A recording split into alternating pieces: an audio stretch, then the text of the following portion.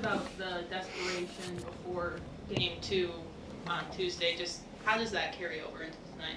Well, I think anytime that you're a win or go home situation, there's desperation. And so it has to carry over. We're in the same situation. Our back is against the wall. We got to come out and we've got to play with that sense of urgency. We've got to play with that hunger. We've got to value every single possession and every single opportunity. You guys have done a pretty good job of limiting Alicia Gray this series. When it comes to the perimeter defense on her specifically, what do you like from that, and what do you have to do tonight to make sure she doesn't get going? Well, we got to keep her uncomfortable. I think Kelsey has done a really good job of just staying on her and trying to make everything really difficult for her.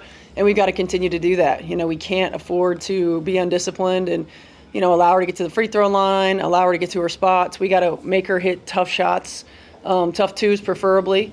But I think Kelsey's done a really good job of continuing to try to limit her easy opportunities.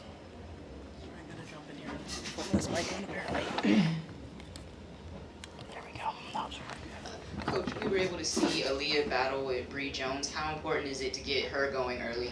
It's important. I mean, she's not just a facilitator for us, she's a scorer for us. And we've got to find ways that the way that they pack it in to get her touches where she can go to work.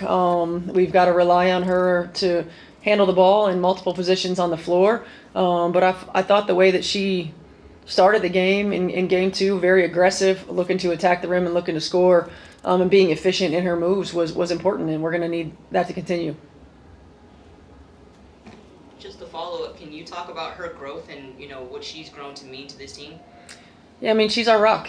She's somebody who has played a number of different roles, for this team, for this franchise, coming out of college, predominantly a back-to-the-basket player. Last year with C, a lot in the two-man game, and this year we're adding playmaker to her role. And, she's continued to elevate her game. She's continued to embrace expanding her game. I love the threes that she took in game 2. Want her to continue to do that and hunt those opportunities. She really has been our rock, and we need her to take it to another level for us tonight.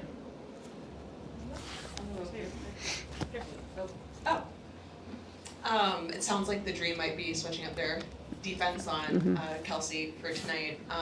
How do you guys keep her going and make sure also at the same time that it's not relying too much on her, but knowing that she's so important to what you guys do offensively? Yeah, I mean, I think we have consistently relied too much on her, and she's continued to answer the call. We've just got to continue to get her moving. We've got to work a balance of off-ball and on-ball actions, multiple screening actions, multiple players being involved as well. Move her around on the floor, sometimes in the middle of the floor, sometimes on the wing, sometimes coming out of corners. We've got to move her around and make it difficult. We can't become stagnant and just watch. We've got to use her as a screener. We've got to use her as a playmaker. And we've got to get out in transition and get her some easy ones. Just one more from me. How do you balance that desperation with, not playing outside of yourself? Yeah, I mean, I think it's just, it's a mindset. Desperate doesn't mean reckless. Desperate means hungry. Desperate means starving. It means that you have a sense of urgency about everything that you do.